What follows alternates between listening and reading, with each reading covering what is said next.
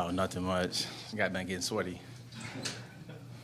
Rob, I feel like a lot of people talk about that year 1 to year 2 jump. Have you already started to sense what that year 2 jump could actually look like for you? Yeah, man, it's really, it's kind of like, when you come in to like college for the first year, you get the first year to fill it out, and then going into year 2, the expectation that, that they brought you in for, it really is time to, put it on the table. So for me, coming in with the same mindset I came in last time I talked to you guys, when I first came in, having that same mindset going into this year, making everything slow down. So yeah, it's all starting to slow down. And then now that I've been in this league, I'm starting to learn the ins and outs, just talking to a lot of the offensive guys. And then obviously we got two of the greatest mentors in my room. So listening to those guys, getting my game to elevate to the high level. On that note, what have you been able to kind of learn from Duda and the other guys in that room? I would just say X's and O's, you can always learn more X's and O's and how the game works, but more just like, how to get the brain trained to go through a whole game or go through a whole entire season without any, I would say, any lack of training. You see what I'm saying? So how those guys, the guys that are really high end in our building, you can see kind of how they live their life, and you can see that transpire to when they come in the building. And you can see how everything just correlates. So, living the same way you live off the field, it kind of correlates on the field. So, what were some of the bigger lessons you learned during your rookie season? Lessons? Man, I would say it's okay to mess up. I would say, like, coming in last year, coming into the league, you hear all these stories, the cuts and everything like that. You just don't want to be a part of that, you know what I'm saying? Then they give you, like, you come in and then all your family's telling you about the typical longevity in the league, but it's like, you can overcome that if you do the right thing. So it's okay to mess up, man, and just learn how to correct it, man. And I would say that, yeah. What was kind of the experience like being one of 4 rookies playing all 17 games and kind of just learning through action in game? Man, I wouldn't say it was no crazy experience, man. I played a lot of ball, obviously not at this high level, but, I played against a lot of guys that are at this level when I was in college. So, it's kind of that same kind of feeling. Like, once you're in there and you're in there for a couple of plays, you kind of just, like, everything just, like, blinks out for like, a couple hours. And then after the game, it just resumes back in and just, like, wow, you just played a full game. So that's kind of how it is. When did you first realize that it is all right to mess up and to kind of learn from those? It's kind of something you learn a long time ago, but at this profession, everyone wants to be so perfect. Everyone in life just wants to be perfect at what their profession is. So it's kind of just like I didn't learn, but like I just gave myself a little bit more leeway. Like, stop being so hard on myself. If I do make a mistake, because I'd rather make a mistake in practice than make it in a game. So it's okay if I mess it up now and just don't mess it up later. When it comes to your confidence level, your comfort level, how different is it now versus this time a year ago? Oh, I'm way more comfortable now. I wouldn't say just super comfortable, because you always want to walk on those shells just to keep yourself up and sharp. So yeah. Trey Benson said that James Conner's running style kind of rubbed off on him a little bit. It did. It's crazy you say that, because I was telling him you starting to run like James, James a little bit. My question is, did Buda or JT's style rub off on you in your game in any way? Oh, 100%. They play the game like super violent. Like, I love how the way both of them tackle. I'm a pretty good tackler myself, but they like pick dudes up when they tackle them. So I'm trying to add a little bit out of my game, pick a dude up or something, slam him on the ground, yeah. Rabbit, how different is it this year, just knowing your way around town, where things are, just the comfort level of living in Arizona? What's crazy is that, like, I always tell people, like, one of my, like, human superpowers is that, like, I'm really good at direction. So, like, it took me one time to get anywhere. And I could tell you, like, besides going to, like, Phoenix and, like, out towards, like, Glendale, everything I would probably say, like,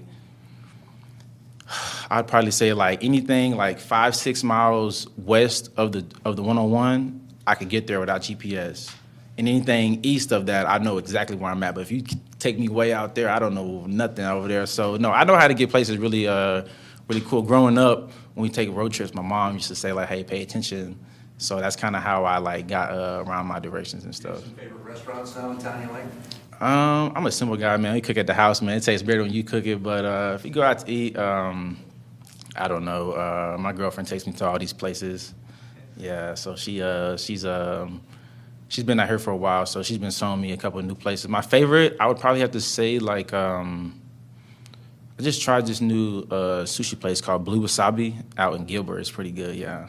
I saw you did some Habitat for Humanity stuff this season. How fulfilling was that for you? That was nice. I got to get tapped in with Habitat for Humanity my freshman year in college.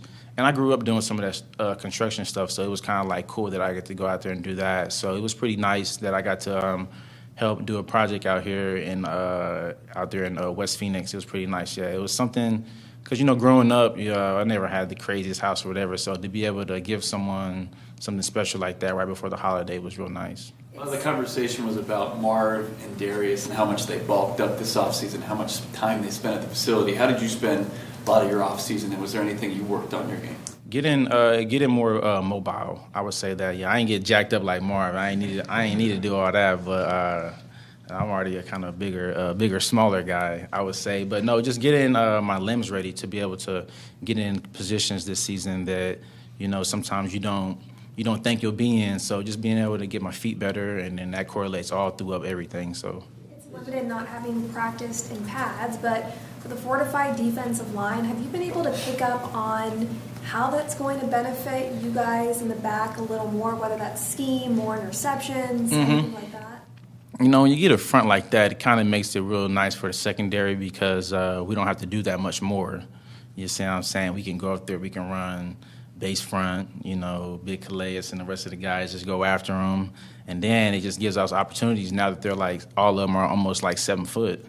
There's going to be a lot of tip balls, overthrown balls, so that's nice. And one thing that we talk about in our room is how much we need to score more this season on defense. So that'll be really fun to see how it all plays out, yeah. I like dancing, so we got to get in the end zone a little bit more so we can go, yeah. Brad, what's a successful year 2 for you in your mind? A successful year 2, to me, in my mind, is helping the team out any way I can. When we come in, JT gives us roles, and those roles expand off basically what you do. So a successful year for me is coming in, doing my role, and expanding it. And then, obviously, we want to win the whole thing. I'm from Oklahoma City, and the Thunder just won. And I was just sitting on my couch like, man, I want to know what that feels like, man. So that's what success is, doing my role and everyone else doing their 111 so we can get an ultimate team goal. You talked about those leaders in your room, and I know you've also talked about Garrett as a leader. With Garrett, JT, and Duda, how do those 3 guys differ in terms of kind of like what you can learn from them? Like, what are you learning from Duda that's different from JT, or from JT that's different from Yeah, it makes sense, yeah. Well, all of them play a different position. Buda and JT, I would say the strong and free safety is same as, and the nickel we have in our defense is a little different world. So, I sit by Garrett in our position meetings, and then for right now, but in the season, I sit next to JT and Buda. So sitting next to Garrett, you get to hear like how he wants things to be called, or how if we get this formation, how he wants to hear like what he wants from us. You see what I'm saying? Because we have all these checks, but like what makes sense to him, what makes him more comfortable down there, as well as up top. So hearing that from him, and then just talking to JT and Buda, and then obviously other guys in our room that come in, all the vets and stuff. Just like when we watch the tape, it's like there's so many corrections. Everyone's done something bad, and when I say bad, it's not just like super bad, but everyone's had a mess up in their time. So just being able to learn from it, everyone in our room, based off on how the other guys act, have turned everyone to our room and the teachers. So it's like we can all teach each other something, because there's some things that we did in college that was a tad bit different than what the guys used to doing here. And sometimes it does work, and then sometimes it doesn't work. And then there's things that they've been doing for a while that I've never heard that are new to me that work. And then there's some things that we can all come together in and then find a good solution for whatever we need to. Given your 5 years of experience at Texas Tech, how do you think that enabled you to be an immediate contributor on the team? That's all my coaches, man. When Coach McGuire and them came into that staff, I really got to get taught ball for real. Like, they taught it the way I understand it. They reached me mentally and emotionally in a different way to where I can become a good player and a good father. So that's all hats off into them. And then obviously me just putting my nose down and putting in the work, you know. So what do you think about the additions to the front seven on defense? I love it, man. I never had no D-line like this. I was talking to one of my old college buddies, Tony Bradford, and I was like, look, I loved you guys, but we got some big old boys now. I ain't used to that, so I'm really excited to see what they can do, yeah. How about some guys on the outside? What have you seen from Will Johnson just in the small time you've been on the grass? Man, all of those guys that come in are pretty good. You know, when you come in, there's a rookie, man, I'm saying it's all cylinders high, everything. You just want to do everything right, man. So they are in the building. They're doing the same thing we were doing last year, you know, trying to do everything right, trying to find a way to implement ourselves on the team, you know, just so we can live, so they can live out their dreams just the way that, you know, we lived out ours last year. So, man, all of those guys have been doing really good. Obviously, there's a lot that they have to learn for this league because it is different in its own way than college. So, you know, but, you know, all those guys are really good at the college level, really good. So coming into this, they'll just be able to adapt pretty good and pretty easily. What's been standing out with Katon's game so far for you? Katon, I like Katon. So funny story about him, my old college buddy, Nate Floyd, transferred to Nevada. And I used to play the game with him. I used to always hear somebody in the back screaming. I never knew it was. And then when he got drafted, my homeboy Nate called me. He was like, hey, my roommate. I'm like, oh, that's the dude that be screaming on the mic on the game. You know, yeah. So, Bug's been doing good, though, man. You can tell how passionate he is about the game. He's real explosive. He's real smart in the room. He's a true student of the game. So I'm excited to see what he does this year. What did you call him? Bug. Oh, yeah. I don't know if y'all know that. He like, yeah, his nickname Bug. Yeah. You came up with that? No, he told us that. Bug and a rabbit. The Bug and the Rabbit, yeah. I told him I'm gonna give him a different nickname though, because he gotta have a different nickname for me. I ain't came up with one yet. With those, the three guys that you have that all play different safety roles on this team, like for you personally, is that ever frustrating? I mean, no matter how well you play, knowing that you have some of the best players on this team right ahead of you, I don't know, is that ever difficult for you? Nah, man. I love playing with good players, man. I love the guys they brought in. I love the guys they brought in the year before I got here. I love the guys that are here on the team now. One thing about me, man, most selfish player in the locker room, like I want to play with good players. Like if I'm not on the field, then one of the best needs to be on the field. You see what I'm saying? However we can find a way to win the game, man, whatever my role is, whatever my snap count is or my special team count is, like it doesn't really matter to me, man. I'm already here living my dream, man. And like I said earlier, you know, we go into the season, we get a role and expand. So whenever my expansion comes, then yeah.